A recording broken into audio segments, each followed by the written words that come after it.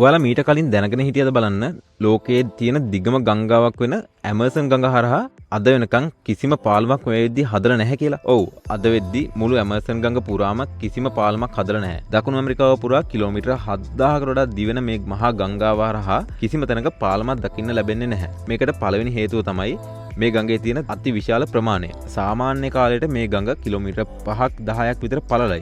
හැබැයි වැහි කාලේ ආවට පස්සේ තමයි මේක වෙනස් වෙන්නේ. වැසි කාලයේදී සාමාන්‍යයෙන් මේක කිලෝමීටර් 50ක් විතර වෙනකම් පළල් වෙනවා. ඒ කියන්නේ ගඟේ එක පැත්තකින් අනිත් පැත්ත බැලුවොත් අපිට එහා ඊවුර පේන්නේවත් නැහැ. ඉතින් ඒ වගේ තැනක පාලමක් හදන එක ඇත්තටම ලේසි වැඩක් නෙමෙයි. අනික් ප්‍රශ්නේ තමයි අවුරුද්දේ වැඩි කාලයක් මේ ගඟ පිටාර ගලලා තමයි තියෙන්නේ. ඒ වගේම මේක ලෝකයේ තියෙන දරුණුම දියවැල් තියෙන ගඟක් හින්දාත් ගඟපතුලේ තියෙන පස් සහ වැලි නිතරම එහා මෙහා වෙලා shift වෙනවා. ඒ නිසා පාලමකට ශක්තිමත් අත්තිවරමක් දාන්නත් බෑ. ඔයාලා මීට කලින් දැනගෙන හිටපු නැති ඒ වගේම විද්‍යාඥයින්ව පුදුම කරපු තවත් දෙයක් මේ පොළොවට යටින් තියෙනවා. ඒ තමයි ඇමර්සන් ගංගාවට යටින් හම්සා රිවර් කියලා තවත් ගඟක් තියෙනවා. මෙන්න මේ ගඟ හින්දා ඇමර්සන් ගඟ යට තියෙන පස අධික ලෙස අස්ථාවරයි. ඒ හින්දා මොනතරම් බර පාලමක් හැදුවත් ඒක මේ පොළොවට දරා ගන්න බෑ. අන්තිම හේතුව විදිහට ගත්තොත් එහෙම පාලමක් හැදුවත් ඇත්තටම මේ පාලමේ යන්න කෙනෙක් ඉන්නවද? මොකද ඇමර්සන් ගඟ තියෙන්නේ සම්පූර්ණයෙන්ම කැලෑවක් මැද.